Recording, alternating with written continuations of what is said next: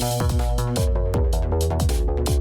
Sports Radio, the voice of women in sport. Hello, and thank you for downloading the WiSP Sports Desk here. This is Season 2, Episode 16. I'm Chris Stafford with our weekly roundup, of news here at WiSP Sports, and I'm joined as usual by my co-host, Nancy Gillen.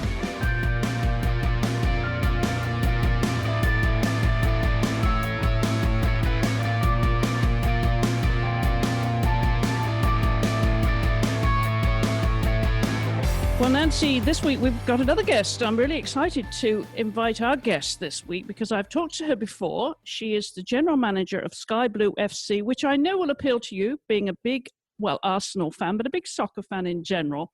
But Alyse LaHue, thank you and welcome to the program.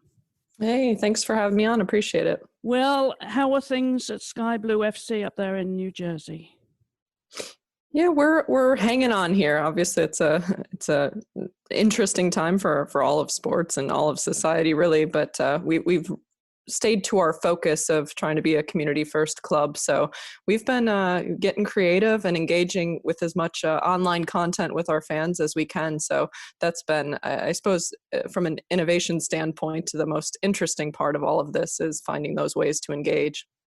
Now, how are the players doing? Because they're struggling too, aren't they? Staying fit somehow.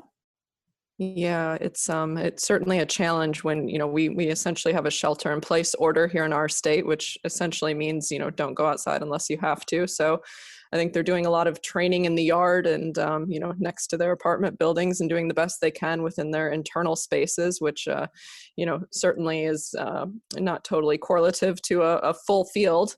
But I think they're doing the best they can. And, we've taken a person first, player second mentality here at Sky Blue during this time because, certainly mental health is as important during this process. So we just try to do as much as we can to engage, and they do morning coffee chats on Zoom a couple times a week.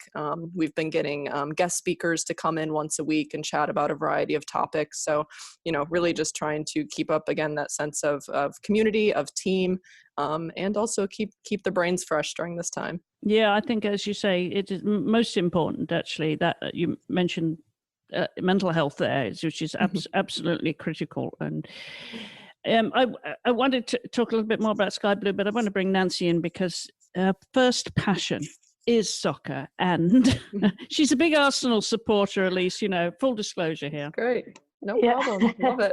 I'll take it. Yeah, I think for women's football though, I do have a general, support for every team.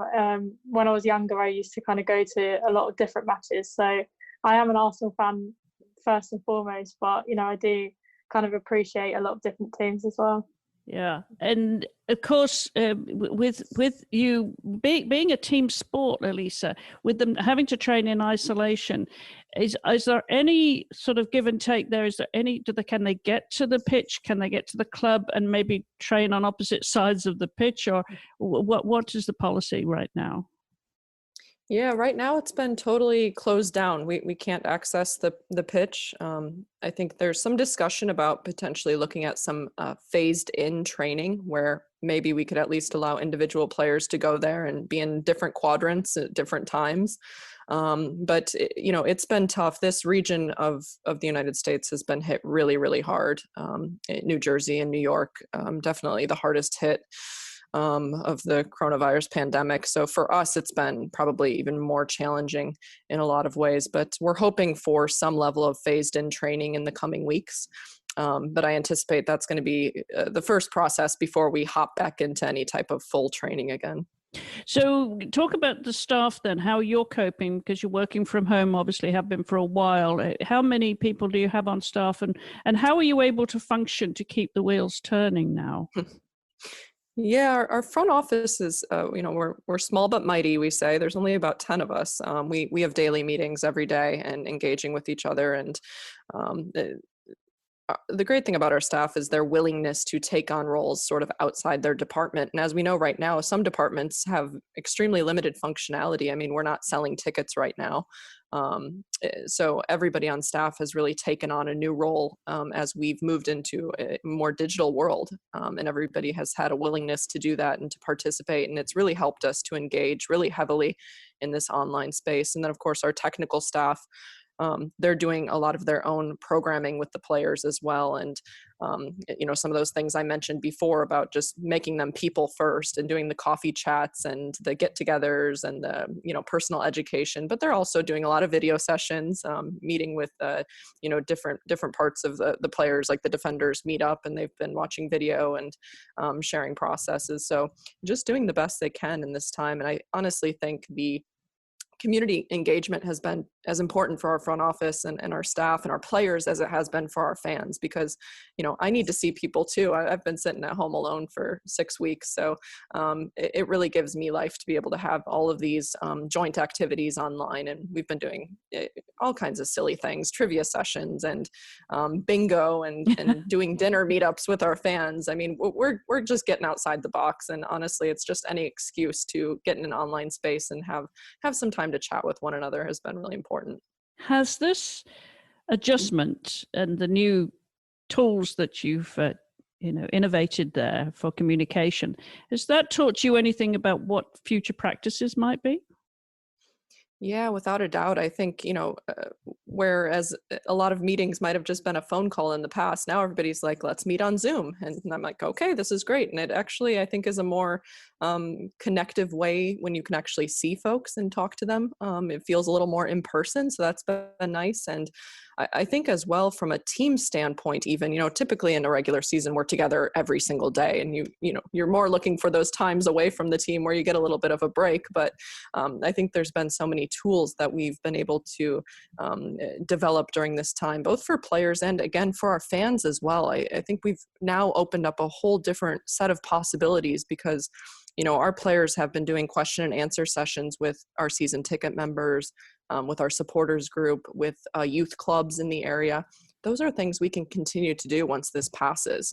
It's become a very turnkey and easy space for us to interact. So I absolutely think we're going to carry a lot of these things with us into the future. Well, the major impact, of course, on any club, any sport right now is the financial impact, as well as the on the humans as well. That, of course, is something that's really hitting you in the face, isn't it, right now? How do you survive? How do you not only survive, but how do you move forward when you have not had any revenue now for what will be months? Yeah, Chris, I think you said that very direct of it hitting you in the face. It's certainly something that keeps me up at night, and it's been certainly the major stressor for us as a club, and I believe as a league as well. At Sky Blue, it's been nice that we've been able to retain our staff. Nobody has been let go yet. Nobody has been laid off or furloughed, and I'm really proud of that. But it has not been easy. To your point, we don't have much revenue coming in right now. Been really lucky to have been able to close a couple sponsorship deals that we had pending when this all started, and they were still willing to stay on with us. And I can't speak highly enough of those partners, of their willingness to continue the relationship with us, and they understand how important that's been to us as a club.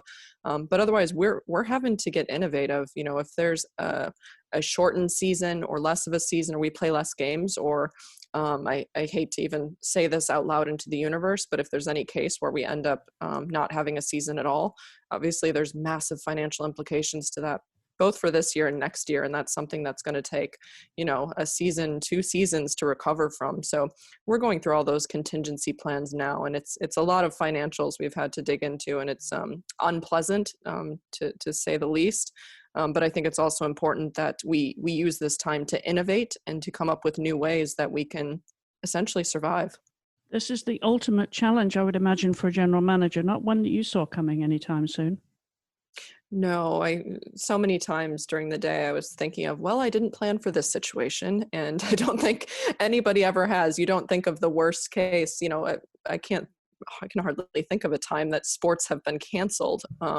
So you don't plan for that. You don't plan to not have a season. You don't plan for, what if you don't play any games? What does that look like for sponsors? What do you do with the season ticket revenue? And what do you do with your members? You don't plan for those situations. You do a lot of contingency planning with the financials, but this was not one of them. So this is brand new territory, and one that I certainly hope we never have to enter again, because it's been difficult to process through what this looks like. But I keep going back to, I think those clubs and teams and leagues that are innovative are going to be the ones that get through this and survive this. So I've just taken that on as a badge and say, okay, what can we do as a club to make our fans happy, to make our members happy, to make them feel engaged and still a part of this club while we're quarantined. So we're going to continue to try to come up with creative ways that we can do that. Yeah, I can imagine that the word pandemic was not a line item on your budgets anytime. No, and I don't think it was written into many of the contracts either. So it's that's been a new one that I've seen now in the new contracts. Now it includes pandemic, which was something I never saw before. I can well imagine. Now, some sports, some countries have started to indicate a return to play of whatever their sport is. We've heard the LPGA have just now announced that they're going to target mid-July to resume the tour. Is that reasonable at this point for soccer in this country, or does it again depend on the state, Alyse? Yeah, I think there's a variety of things you have to look at. You know, one, soccer is obviously a team sport. So there's a lot of contact within soccer. So you're looking at that. You're looking at, as a league, what's the travel? Because travel is certainly a concern right now. And then I think a lot of leagues are certainly looking at, can we return to play, but without fans? You know, could we return to play and broadcast those games? So fans still have the opportunity to watch the games, but they're maybe not there in person. And what does that look like? And how could we make that work financially? So I think really, at least here in the US, all leagues are looking at those sort of models, but I can also tell you behind the scenes, leagues are looking at more creative ways to engage, where it might not look like a regular season, you know, where it's just, you know, your typical games and playoffs. We've had to get creative about looking at a shorter season, what that could look like. You know, recently the NBA and WNBA did essentially a game of horse on TV. And I think a lot of people tuned in because they're just looking for some sort of sports content right now. So leagues are starting to get creative beyond if they're not able to pull off a full season, which I think every league is admitting right now that that's not going to be possible. But what does a shortened season look like? Or what does a more creative option look like that we normally wouldn't be pursuing? Those things are all on the table right now. And I guess the toughest part for that, for the players, even though I'm sure they're glad to be getting back on the pitch and together as a team, you know, and all that means to them and playing again. But what would be missing is the atmosphere that you know, obviously having fans and having a stadium full of fans creates for them. That atmosphere is huge, isn't it? Yeah, without a doubt. I mean, that's part of the excitement of the game, is having that home stadium advantage and getting out there and playing in front of your fans. I haven't taken a survey, but I can only imagine if I asked my players right now, would you rather, you know, play with no fans or not play at all? I think they would choose to get back out on the pitch. They probably have a lot of pent up energy that they need to get out right now. So it's not a best case scenario, but I think again we have to be creative about how we approach this and what this looks like, because we're simply living through unprecedented times right now. Or I suppose you could start to let the fans in and scatter them around the stadium so no one's anywhere close to each other. That's tough too, but at least it would give the players an atmosphere. Yeah, absolutely. And those are things we've certainly already begun to look at, is how can we create a stadium environment with, you know, what I call socially spaced out seating. You know, we're in a stadium that has, our lower bowl is 10,000 seats, and we're typically not pulling those numbers yet. We hope to one day, but we've got the space to potentially move around fans a bit and have a bit more spaced out seating. So that's one of many concepts within a venue that we've at least started to explore once we return to play. Nancy, your thoughts on this? Yeah, I was just wondering, when you were talking about the financial side of it, I think one of the main worries over here in England with the Women's Super League is that it was already built on quite a fragile foundation, and because of what's happened, it's starting to crumble almost. Yesterday we had the first women's football team just kind of disappear completely, a team from the third league. And I think that is kind of the main concern. And I think over in America, it's kind of viewed that there is maybe a bit more of a stable foundation there for women's football. Would you agree with that? Do you think that maybe women's soccer in America has a better chance of survival than over here? Yeah, first off, I was devastated to see that news. I did see that yesterday. It's devastating. These are the things you feared going into this. And I was chatting with somebody yesterday about the same thing, that I, in a lot of ways, have a lot more fear about how this is going to affect women's football in other places of the world. I do believe here, I feel our league is fairly strong right now, and the clubs that we have within this league are fairly strong. And I'm confident in our ability to weather this. It's not going to be pretty, but I'm confident in our ability to weather this as a league and as individual clubs. We're really lucky that we actually just had brought on a commissioner, literally, her first days was essentially right when this pandemic really hit in the US, Lisa Baird, and she's been just a guiding light in getting our league through this.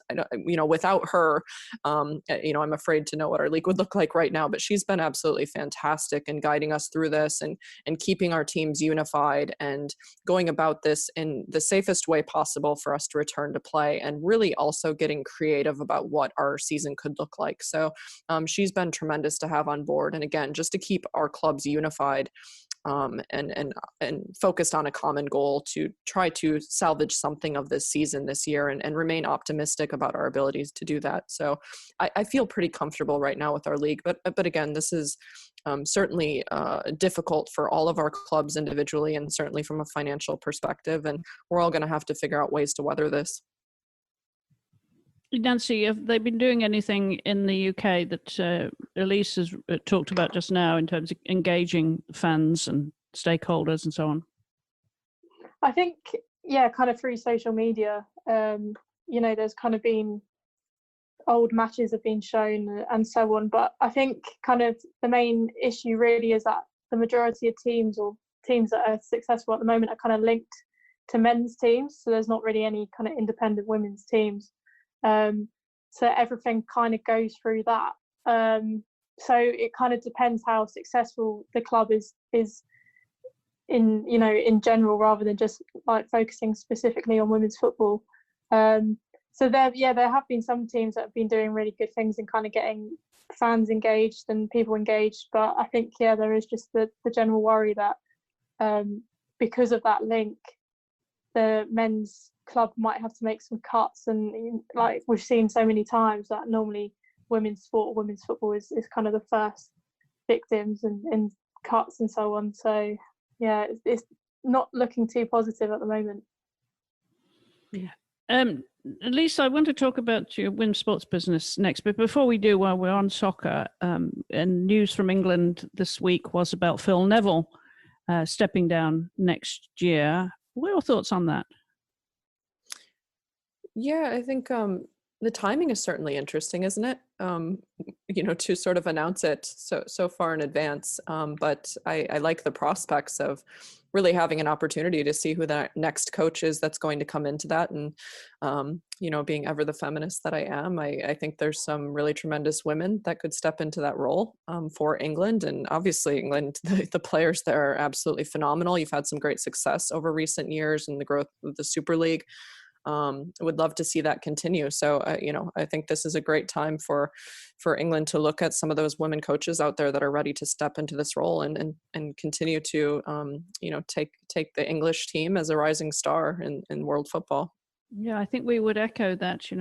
Here's an opportunity for one of the many talented women to step up in that role. Nancy, you and I have talked about this before. Of course, we have our views on the departure of Phil Neville, that it had to come. What was your reaction when you heard the news last week? Is that for me? Sorry. Yes, that's for you. My reaction, I was really happy about it personally.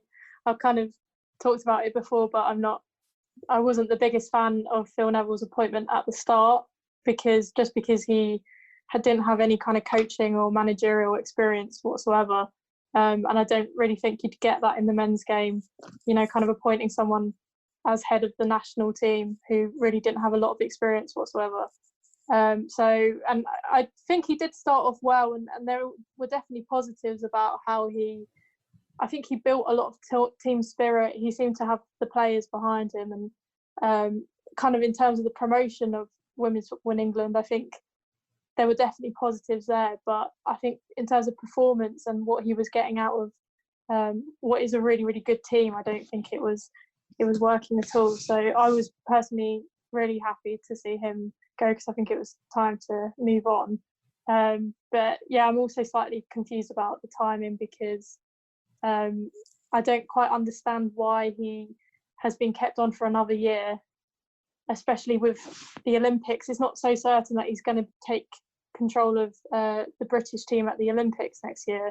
So it surely would be better to get someone new in now, and then have at least a year before the Olympics, and then 2 years before England hosts the Euros in 2022. So I am a bit confused about the timing. I think it is possible that they might make a new appointment, and at that point Phil Neville might go, and then the new person might come in. The FA might just be giving themselves a bit of time maybe, but they do make very odd decisions. So maybe that's just another odd decision that they've made here. Yeah, we will watch that, of course, very closely. Now, I mentioned sports, a women's sports business, Alyse, a newsletter that you started this year, I believe, wasn't it? And you push this out every week. It's a collation of news stories around the world of women's sports. As you said, you're a feminist. You're passionate about getting the news out and covering as many stories as possible. Talk a little bit about how people get that, how often you do it, and what's the latest news? Yeah, it's just called Women by Sport. That's womenxsport.com. If you go there, you can sign up. It's just a weekly newsletter I pitch out on Wednesdays. And for me, I just started it because I was always on the lookout for women's sports business news. Obviously, I work in a front office. I care about the business and the financials, the clubs, and the innovation that women's teams are doing. And I couldn't find anything out there. I was really just aggregating news from Google all the time. So I thought, if I'm trying to find this, there must be somebody else. So I started the newsletter, I think around last July.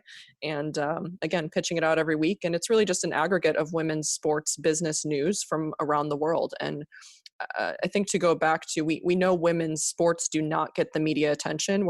We're pathetically around 4% of coverage, at least in the US, which is horrific. And it creates a burden for all of our women's sports leagues that we can't get our news out there and we can't get it in front of people.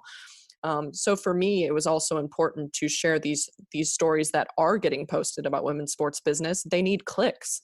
That's how publications are going to continue to allow more women's sports news to be posted. If it's getting click-throughs, that's really just how the media works nowadays.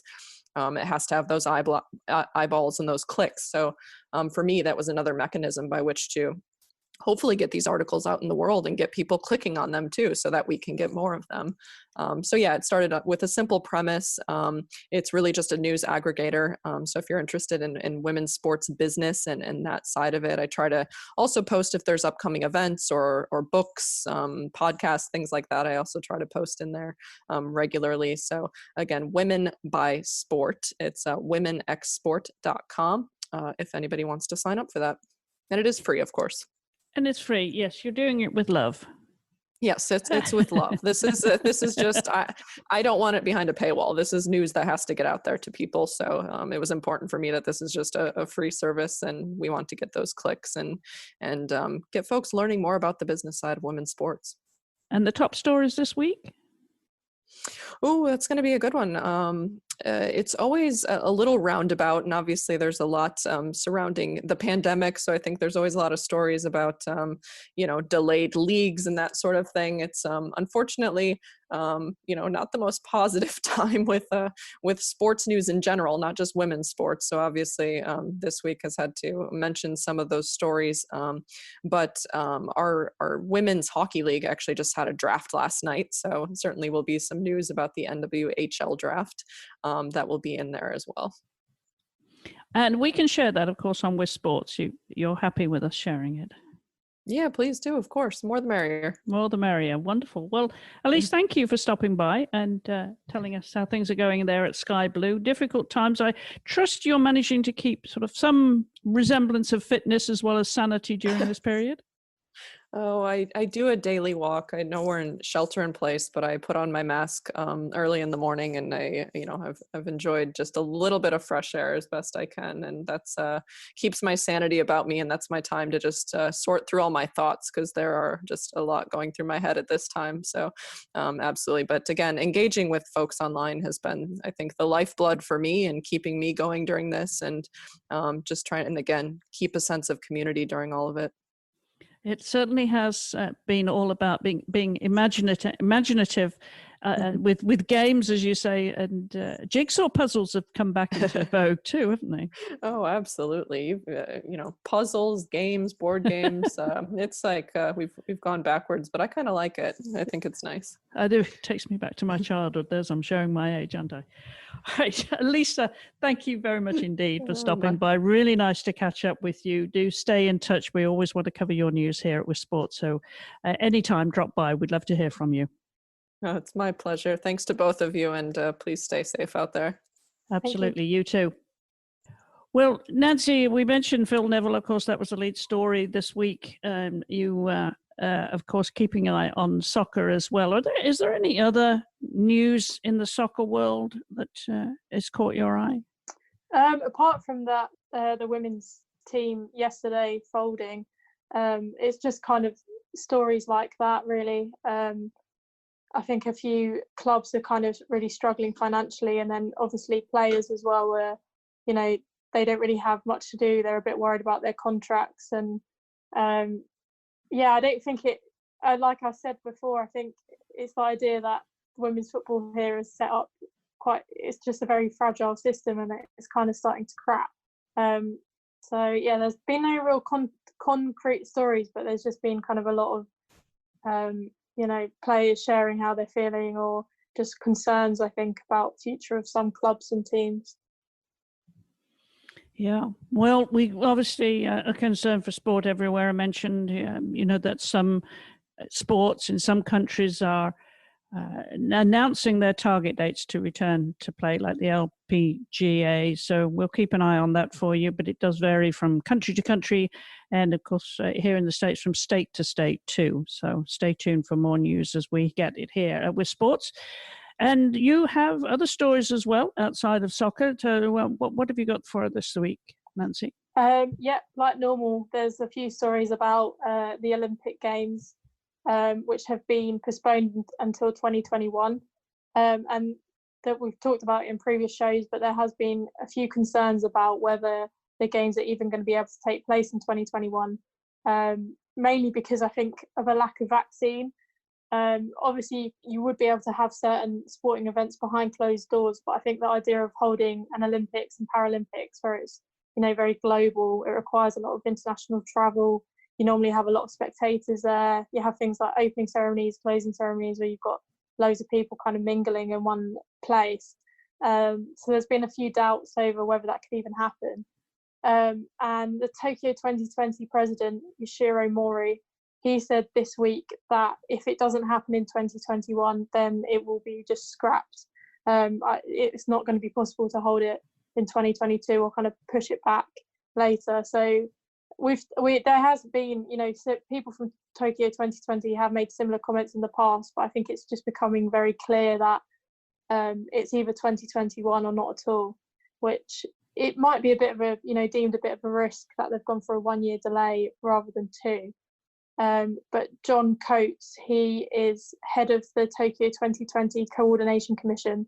So he's with the International Olympic Committee and works with Tokyo 2020 in delivering the Games. And it's his opinion that we won't actually need a vaccine for coronavirus for the Games to take place next year. And he says that they've been working with the World Health Organization, which is obviously kind of the main body working on the pandemic. And it seems like they've suggested that the Games would be able to happen without a vaccine. So there's kind of a lot of differing opinions, and obviously you would expect someone from the IOC to say that the Games could happen next year. As with everything with coronavirus, I don't think there's really going to be much.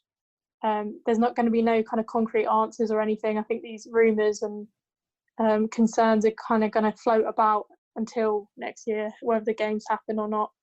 But that's the latest on the Olympics.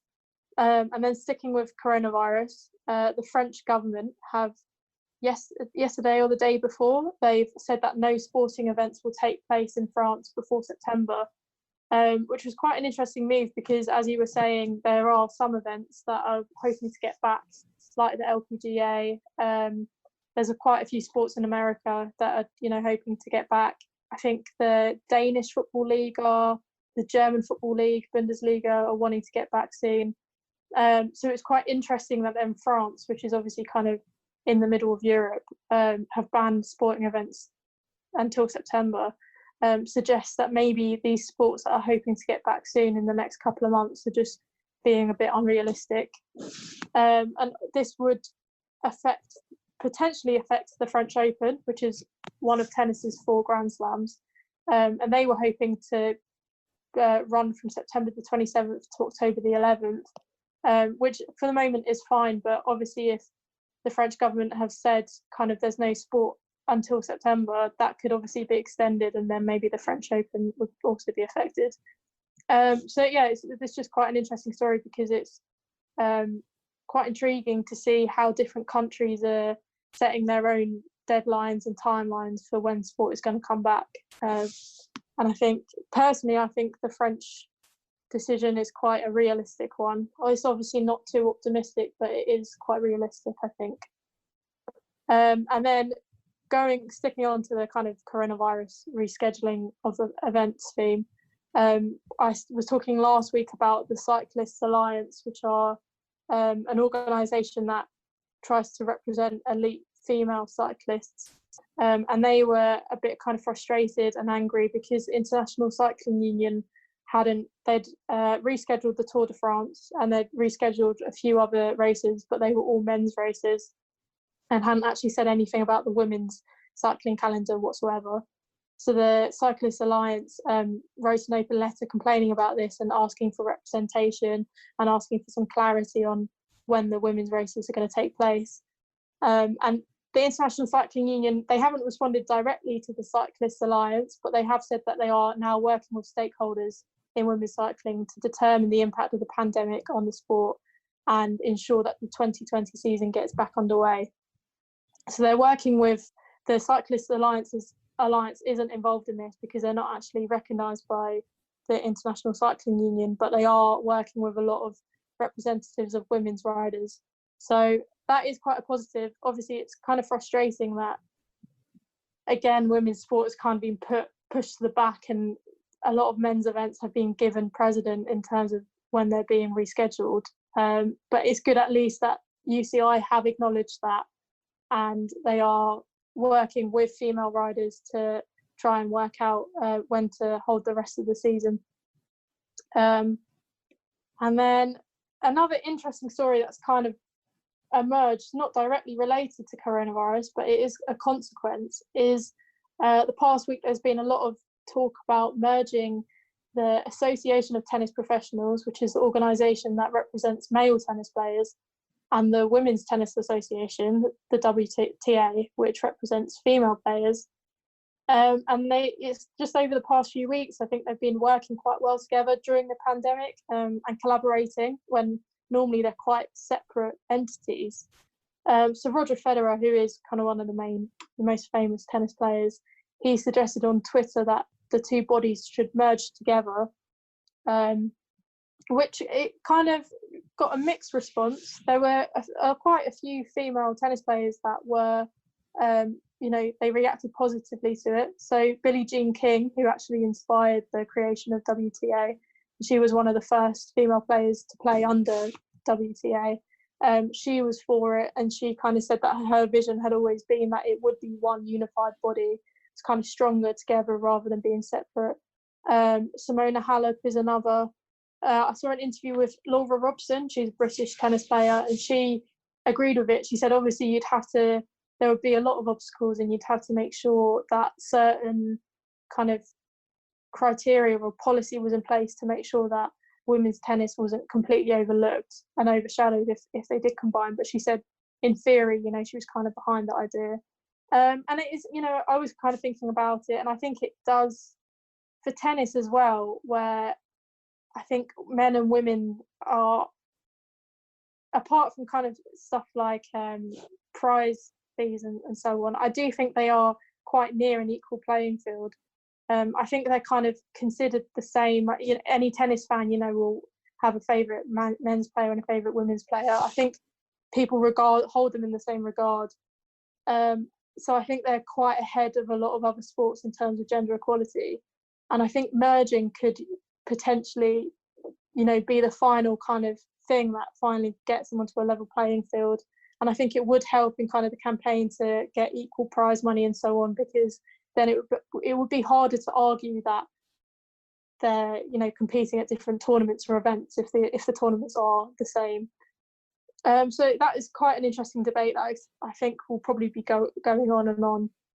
But it's just quite an interesting and unexpected, I think, outcome of the pandemic, really. And then the last story I have is not related to coronavirus at all, for a refreshing change. And that's about the Women's Nordic Combined World Cup. I was talking last week about the Luge World Cup. They are introducing for the first time a women's doubles event. And it's the same here. It's a discipline in the men's event that has been there forever. And for whatever reason, there just hasn't been a category for women. So I think the men's Nordic combined has been at the Olympics since 1924, but there is still no women's Nordic combined event at the Winter Olympics. But they have now been added to the World Cup circuit. So the first women's Nordic combined World Cup event will take place in Lillehammer in December. And then so far at the moment, there are 4 stops on the circuit. There might be more added in, but just the venues haven't been confirmed yet. And it's hoped that because it's now on the World Cup circuit, it will increase the chances of being added to the 2026 Winter Olympic Games, which is in Milan in Italy. So like last week I was saying, winter sport can be a bit strange in that you have some events where men compete and women don't. But it seems like that is being rectified, and obviously any kind of event that's added to the Olympics or a World Cup circuit that includes women is a plus. So that's the final story, to end on a positive note. Yeah, we like that, ending on a positive note, something that doesn't talk about coronavirus. But yeah, that one we saw coming, so that's great news for Women's Nordic Combined. Well, Nancy, as always, thank you for gathering the news and keeping on top of it there from inside the games. I'm sure you've still got plenty to write about, even if it's not about the action itself. And that's all at insidethegames.biz. And you can follow Nancy at Nancy_Gillen. Nancy, well, we can be back next week, same time, same place, I guess. Yeah, looking forward to it. Hi, I'm Caitlin Sandino, 2-time Olympian and 4-time medalist, and I'm inviting you to join me on my first ever podcast, Behind the Blocks, brought to you by WiSP Sports, a 6-part podcast celebrating women in the sport of swimming. Join me on May 4th for my first episode with legendary swim coach Cindy Gallagher.